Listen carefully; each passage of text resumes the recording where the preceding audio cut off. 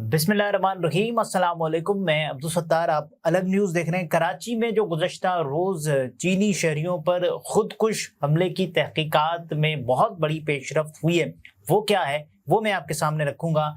और airport road के करीब धमाका हुआ। इब्तदाई तौर पर हमारे सामने जो खबरें आईं और ये कहा गया कि ये धमाका ऑयल टैंकर में हुआ है, और उसके बाद फिर हमने बाकायदा तौर पर इसकी जो तफसीलात हैं वो मालूम की, तो बड़ी खौफनाक हैं, ये आपके सामने रखेंगे।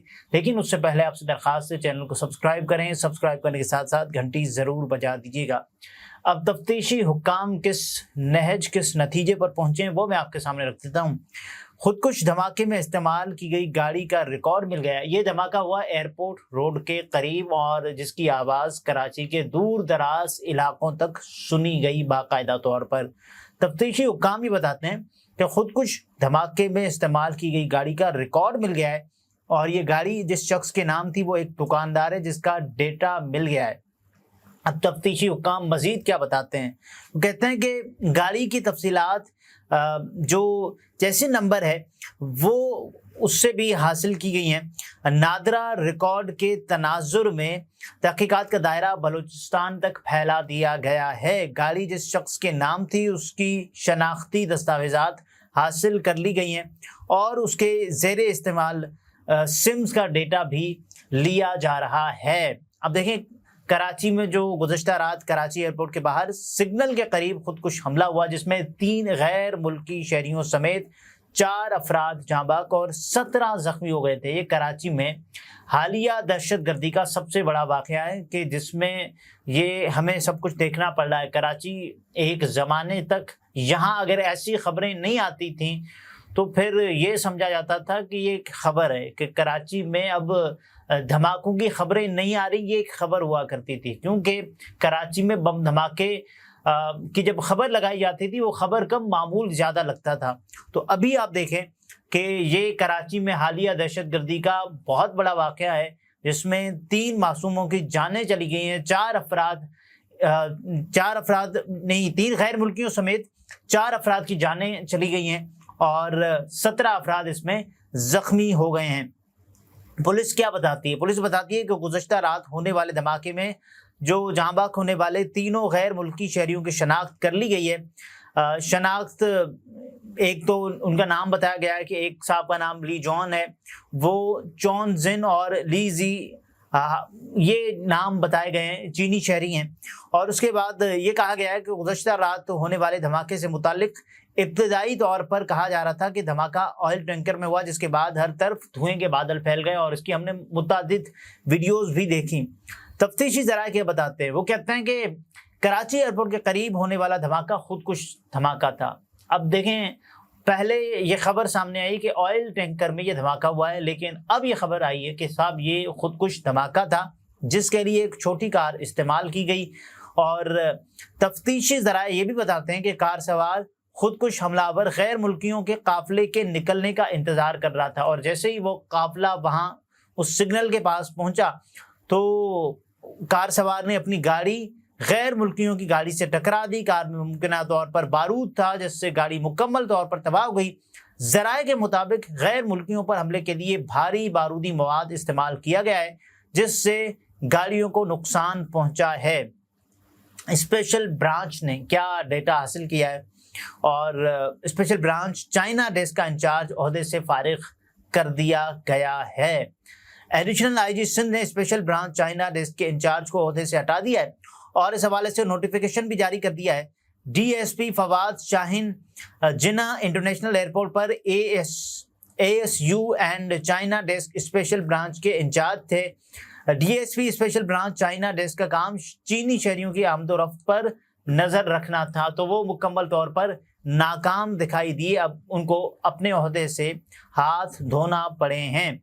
तफ्तीशी हुक्काम मजीद बताते हैं कि धमाके में गैर मुल्कियों समेत 3 अफराद हलाक और 17 जख्मी हुए। जख्मियों में पुलिस, रेंजर्स और दीगर अफराद शामिल हैं। धमाके से मजमूई तौर पर 12 गाड़ियों को नुकसान पहुंचा है। मुतासरा गाड़ियों में से एक पुलिस मोबाइल और 2 रिक्शे भी शामिल हैं। कराची का यानी ये बहुत बड़ा वाक़या, हालिया दहशत गर्दी का सबसे बड़ा वाक़या इसको समझा जा रहा है। چینی سفارت خانے نے اس کی مذمت کی ہے کیونکہ یہ چینی شہریوں کے ساتھ واقعہ پیش آیا ہے۔ چینی سفارت خانے نے کراچی حملے کی مذمت کرتے ہوئے 2 چینی شہریوں کی خودکش حملے میں ہلاکت کی تصدیق کر دی تھی۔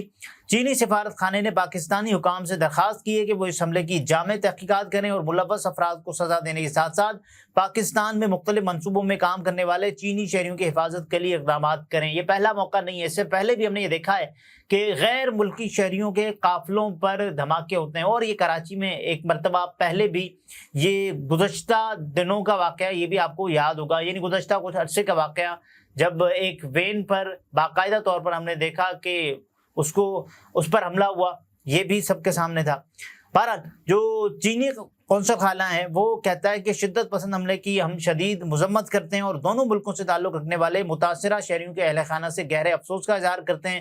چینی قونصل خانے نے کہا ہے کہ پاکستانی حکام کے ساتھ مل کر اس واقعے کے بعد کا لائے عمل طے کرنے کی کوشش کر رہے ہیں۔ چینی قونصل خانے نے بتایا کہ ان کی جانب سے فوری طور پر ایک ایمرجنسی پلان لانچ کر دیا گیا ہے۔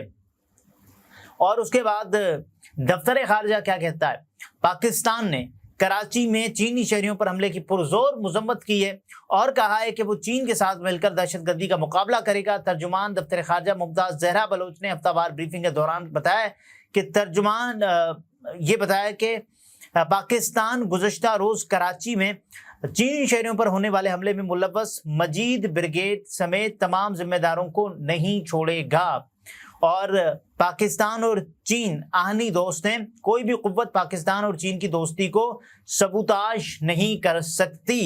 کل کے حملے کے حوالے سے تحقیقات جاری ہیں اور دیکھ رہے ہیں کہ پروٹوکول میں کہاں کمی رہ گئی ہے۔ بہت بڑی کمی، پروٹوکول کیا، یہ سیکیورٹی کی سب سے بڑی کمی ہے۔ آصف علی زرداری نے بھی، جو صدر پاکستان ہے، کراچی ایئرپورٹ کے قریب دھماکے کی سخت مذمت کی ہے۔ انہوں نے واقعے میں 2 چینی شہریوں کی موت پر اظہار افسوس کرتے ہوئے جہاں وقت چینی شہریوں کے لواحقین کے ساتھ اظہار تعزیت کیا ہے، اور اس کے ساتھ جو وزیر اعظم شہباز شریف صاحب ہیں، انہوں نے بھی گزشتہ رات کراچی ایئرپورٹ کے قریب دھماکے کی مذمت اور چینی شہریوں کی ہلاکت پر گہرے دکھ اور افسوس کا اظہار کیا ہے۔ وہ ایکس پر ایک پوسٹ میں کہتے ہیں کہ کراچی میں گزشتہ رات ہونے والے المناک واقعے کے نتیجے میں 2 چینی شہریوں کی قیمتی جانیں ضائع ہوئیں اور ایک زخمی ہوا۔ اس گھناؤنے فعل کی شدید مذمت کرتا ہوں۔ چینی قیادت اور چین کے عوام، بالخصوص متاثرین کے اہل خانہ سے دلی تعزیت کرتا ہوں، یہ کہا جا رہا ہے۔ اور اس کے بعد آپ یہ بھی دیکھیں کہ اس اندھوناک واقعے کے مرتکب پاکستان کو قرار نہیں دے رہے، پاکستانی نہیں ہے، اور ظاہر ہے یہ پاکستانی نہیں ہے بلکہ پاکستان کے کھلے دشمن ہیں، اس میں کوئی شک نہیں ہے۔ لیکن ہمارے کچھ لوگوں کی ناکامیاں ضرور ہیں کہ جس کی وجہ سے یہ سب کچھ ہو رہا ہے، کیونکہ باقاعدہ طور پر سیکیورٹی ہوتی ہے اور اس کے بعد یہ علاقے کو کلیئر قرار دیا جاتا ہے کہ صاحب یہاں کوئی ایسی چیز نہیں ہے، اور ایئرپورٹ کے قریب اس چیز کا وقوع پذیر ہونا ایک بہت بڑے خطرے کی طرف نشاندہی کرتا ہے۔ سو ہمیں بہت ہی دیانتداری کے ساتھ، بہت ہی ہوشیاری کے ساتھ یہ تمام تر چیزیں ہیں وہ دیکھنی پڑیں گی۔ البتہ وہ کہتے ہیں کہ انصاف کے کٹہرے میں لانے کے لیے تحقیقات جاری ہیں۔ وزیر اعظم مزید کہتے ہیں کہ پاکستان اپنے چینی دوستوں کی حفاظت کے لیے پرعزم ہے، ہم ان کی سلامتی اور تحفظ کو یقینی بنانے میں کوئی کسر نہیں چھوڑیں گے، اور آپ کو کوئی کسر چھوڑنی بھی نہیں چاہیے۔ جس انداز سے یہ دھماکہ ہوا اور اس دھماکے کی جو گونج ہے وہ پورے کراچی میں سنی گئی، اور اس کے بعد ظاہر ہے یہ دھماکہ پہلا دھماکہ نہیں ہے۔ اللہ کرے یہ آخری ہو۔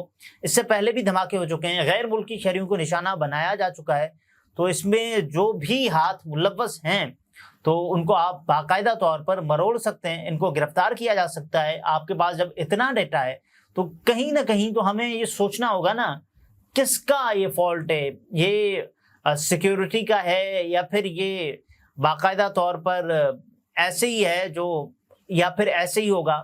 انفارچونیٹ ہے اگر ایسا ہوتا ہے، لیکن یہ ہو رہا ہے، اور یہ گزشتہ کچھ عرصے کا یہ سیکوینس آف ایونٹ میں ہونے والا واقعہ ہے۔